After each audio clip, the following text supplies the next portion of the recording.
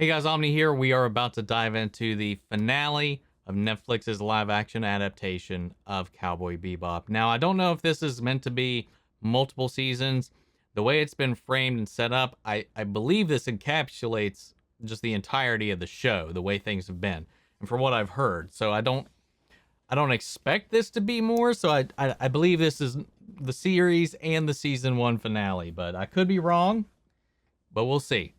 Last episode, we got pretty much the entire backstory of Spike with the Syndicate, his original relationship with Vicious, how he met Julia, and how they planned their eloping from the Syndicate. Some fun scenes in there. I think it was the most that Vicious has felt fleshed out, actually, and I really enjoyed it. John Cho, again, the most charismatic person in the entire episode. Loved it. And more John Noble than I thought we were going to get. I think in these last 3 episodes, Vicious is finally kind of to start to come into his own. Again, these portrayals are all their own different iteration. This is an adaptation. They're doing things differently. So I think it's really interesting how they've kind of pulled it together. It has its own feel. It has its own vibe to it. But the last episode felt like it was just completely out of somewhere else, like a different show altogether. It was like a completely separate feeling and tone from the rest of the show. Aside from the setting, the noir feeling, the styles, like the old-timey feeling of it and all that was still there.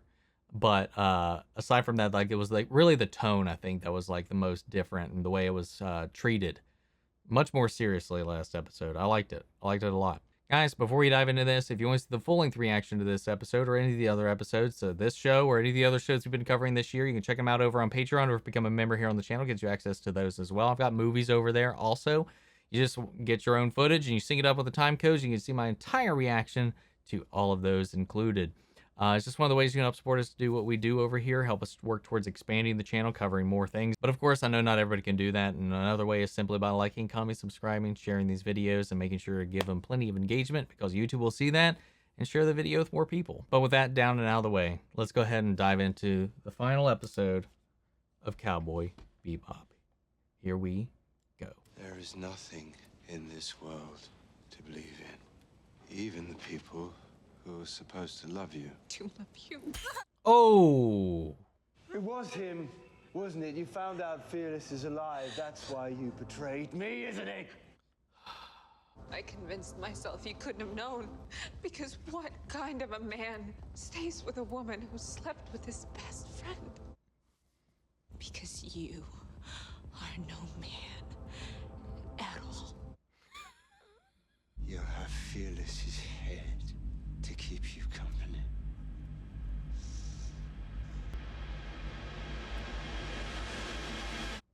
Proposed with that fucking smile. You know, sometimes I take him seriously, and then other times he just turns into a goddamn cartoon. And not like the cartoon itself, but like, you know what I mean. Oh yeah. I was like, for a second, I was like, where did we leave Spike? I completely forgot already. Faye, I got something. There was a ship here. Someone took Spike. Whoever it was. We need to find the bastards. Let's get out of here.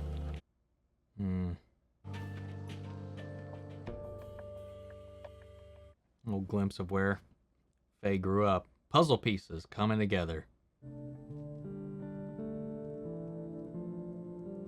Is it Anna that found him? That was going to be my guess. From the silhouette. From the surroundings, it seems like that's the case.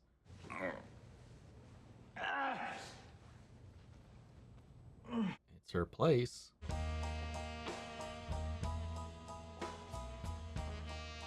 Yep.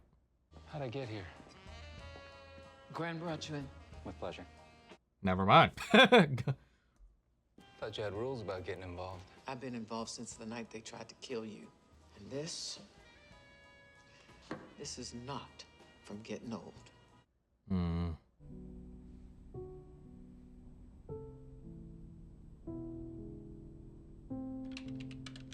Enhance.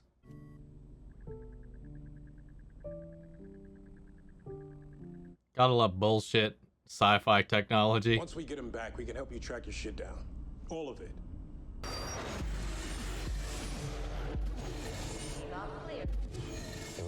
I love the gate technology in this.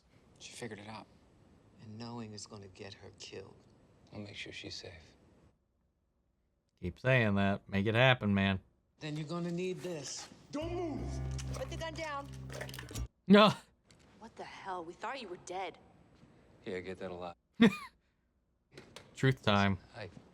Oh. Hurting me. I'm sorry. Thought I lost your partner. Hey, Bean. I can't talk right now, but... Jet? Somebody have Bean. Who the fuck are you? Ooh. Yep. Back when I killed people for the Syndicate. All this shit about ex-military? I never said that. You never... He never said that. Julia needs you. Time to clear out. Let's go. It's not safe anymore. I'll survive.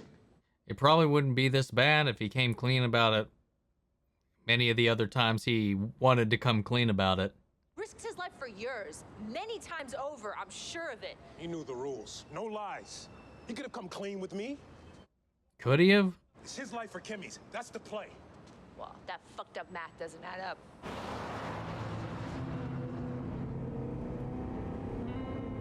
Damn, man. And then I realized I didn't know what love was until Fearless. Then you should be with them. Damn.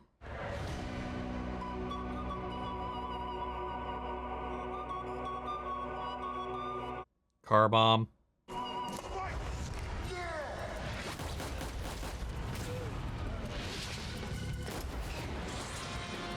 Damn.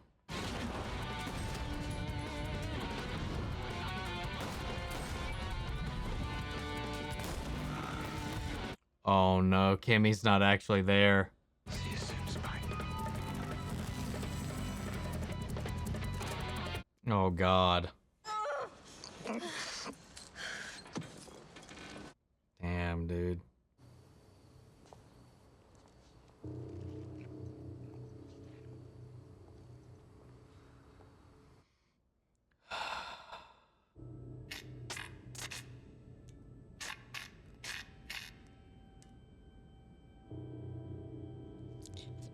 All right, here we are. I would never hurt a kid. And everyone fancied you, the angel. Only when standing at your side.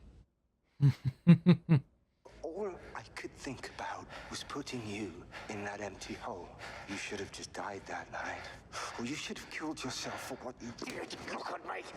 God, dude.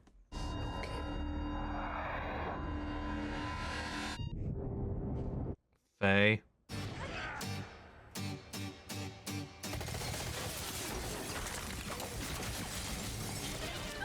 Ooh. Welcome to the axe, motherfucker!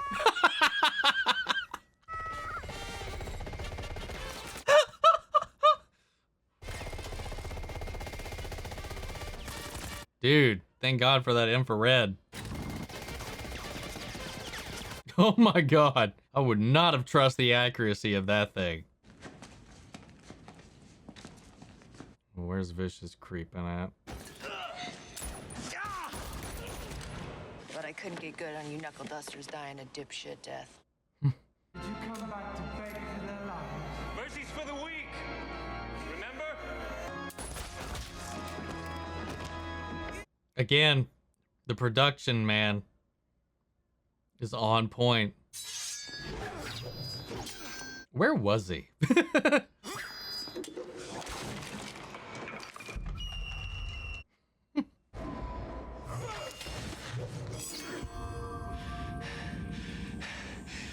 I bled all that kind of blood away. Then why are you still alive?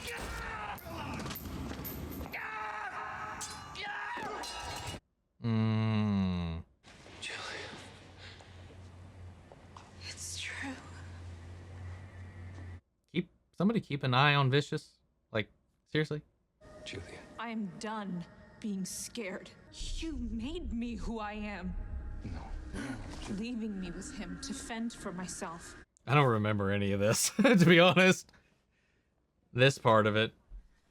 I thought she died before this. happened.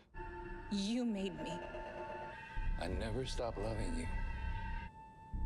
You were nothing more than a dream I needed to wake up from. What the fuck?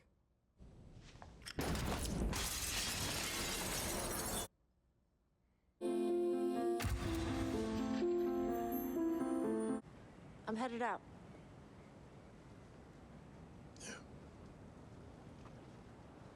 Damn, man. I know you're going through a lot of shit right now. Jed didn't deserve any of this shit, man. For real.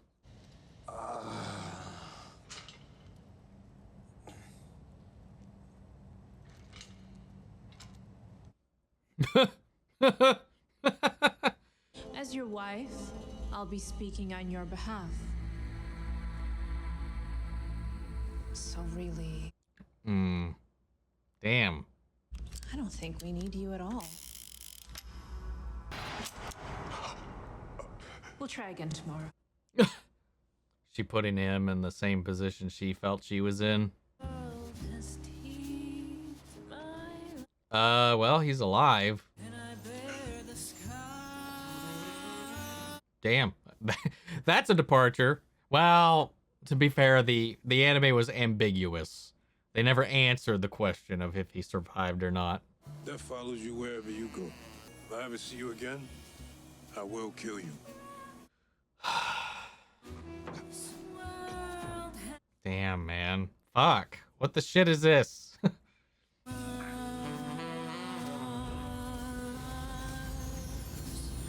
mean, what's left for Spike now? He's got like nobody. I mean, Faye's okay with him. Faye's got no issues with him.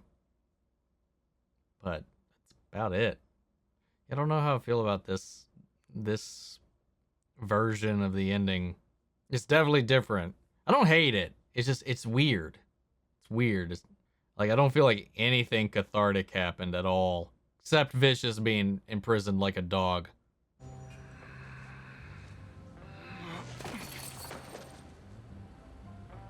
Unless he just bleeds out and dies now. Spike! Spike Spiegel! Oh my god, now? For real? We have to find Villaggio before he does spooky bad things. Oh my god. Ed is one of those anime characters that, like, in live action, it's such a risky play. And I'm not surprised that they held off on it for this long, but like...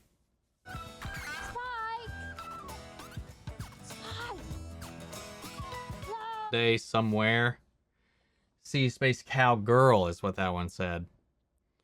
Well, okay. Well, I'm gonna have to simmer on this for a little bit, because that was far from what I was expecting. Like, part of me was like, from what I've heard, like, they deviate from the ending or whatever. I was like, okay, so there's basically just going to Spike's going to live. That's going to happen, because if our memory serves me right, which up to this point, it really hasn't, whether or not he survives the whole confrontation with Vicious is left ambiguous.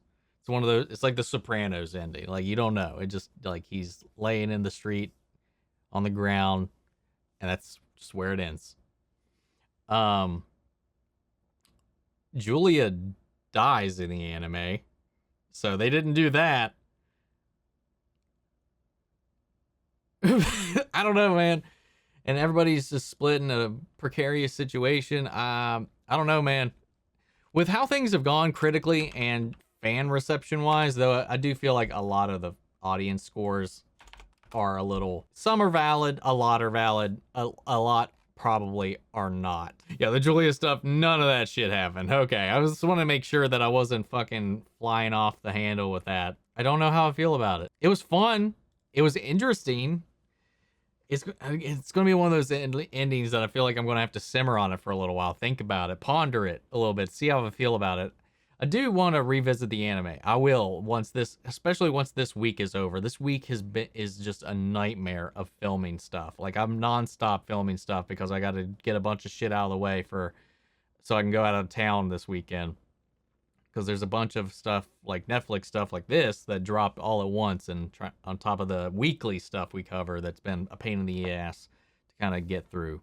and that's one of the reasons I wasn't able to rewatch the series before this came out. I just put it off for too long, and then it became it was too soon. But yeah, I mean, I liked it overall. I think the season it definitely has its problems. The scripts aren't always solid. The dialogue's not always the best, but it had a lot of fun to it. There's a lot of character work that I thought was a lot of entertaining, entertaining moments, beats, chemistry between the actors. I felt that was all there. Faye, I think, was hit or miss a lot of the times, but Jet and Spike, I really gravitated towards them throughout the entire series. It took me a long time to really actually see Vicious as more than just a little whiny kid that grew up with all these toys until the last couple of episodes. But overall, in the end, I found him kind of effective. But I think what really carries this show was Mustafa and John Cho. Mustafa Shakir and John Cho. I think their charisma carries throughout of it. Even though, like, you can tell that Mustafa's putting on a jet voice a lot of the time, so it comes off a little phony.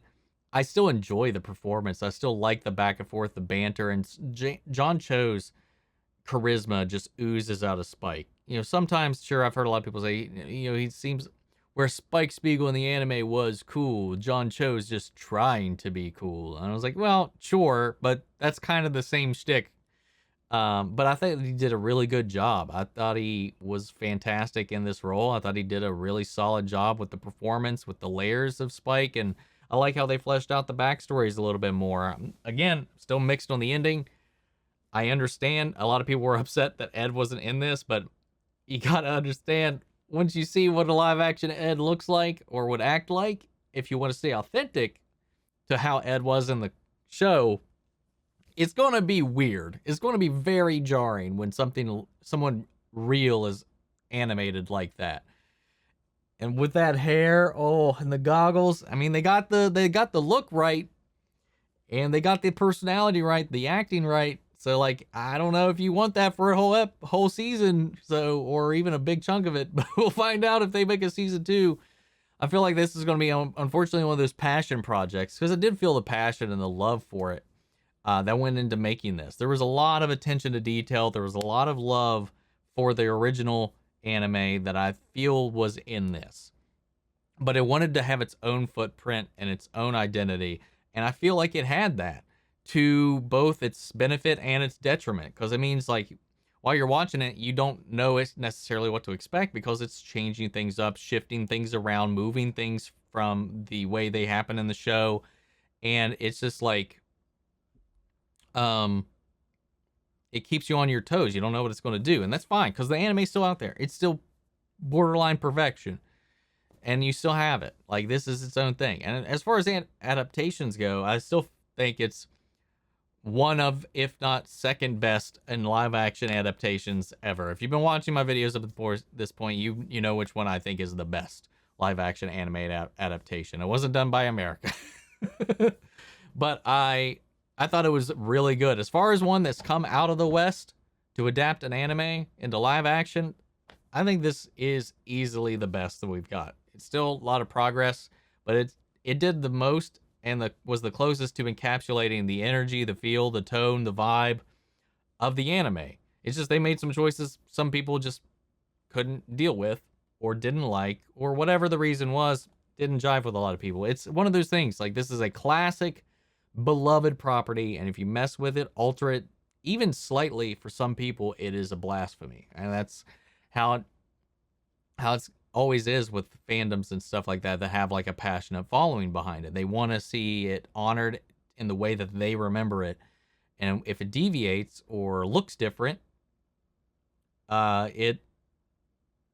you get the responses you get. But I think for what it was fun. It was fun. The finale was a little all over the place. I think until the Julia stuff got involved, I never really saw her doing that for power. I mean, there's some seeds of it here and there where she was trying to get Vicious to take out the heads, because she thought that might keep her safer because of their animosity towards Vicious. But I don't I never really saw her as somebody that was questing for power. I thought she was always questing for safety, because I think in this one they didn't want her to be a plot device or, you know, whatever. You know, she dies or gets exchanged and to hurt our main character. So they gave her some agency, and I don't feel like it worked. I feel like it's out of character, to be honest. I don't feel like that was properly set up. But they definitely left it open-ended. Now, I just realized that Ed found Ein because they never went back to get Ein after all of that. Bastards. Pretty much all the progress I'm assuming Jet made with his family got undone. I am very curious, considering the anime will never proceed forward. I think their creator said he will never elaborate further on that series, what happened after that, fade to black, or anything else. I think this will trying to poke the bear a little bit and see if they can do some of that. Explore what an ongoing Cowboy Bebop universe might look like. I don't know if Netflix will greenlight it with the reception it's gotten. But we'll just have to play it by ear. I think John Cho, again, I think he did a great job. I think he owned that role really, really well. For bringing a character like Spike Spiegel from the anime to life, I think he did a really good job at carrying that character through. Even though it was a different take on the character, it had a different feel to it. I think he honored that character in a different way, and I thought it really worked. I had a lot of fun with it. But all in all, does it stick the landing? I'll leave that up to you to decide. I think overall, like I said, I enjoyed the show. It's flawed, but I had a damn good time watching it. It gave me plenty of laughs. It was fun. It was energetic. It was stylish. It was creative. The production design was phenomenal. The music was great. The acting, like I said, was here or there, but they tried to keep that playful tone of the anime alive in it. And when you do that with live action, of course, like I mentioned with Ed, it can be a little jarring. But I think all in all, they did a pretty good job. Perfect? Not at all. But it was fun. I enjoyed it quite a bit, guys. But for you guys who have made it through this journey, there's not a lot of you, but let me know what you thought of it. Sound off the comments. Let me know your thoughts down below. We'll carry on the conversation after the video. Feel free to join the conversation at our Discord. Links to that on my socials are down below. You can also check out the full-length reaction if you'd like over on Patreon, or if you become a member here on the channel. And speaking of, before we go, I want to shout out our channel legends: Mandy Sherritt, Ryan Karen, Jason Coleman, Philly Vane, Yori Korskov, Margaret Grace, Mary Bradley, Jeffrey Hale, and various abominations. Thank you guys so much for following along this journey and supporting us along the way. But guys, that's it for season 1 and or the series of Cowboy Bebop from Netflix. And I'll see you guys in the next video. Take care, everybody.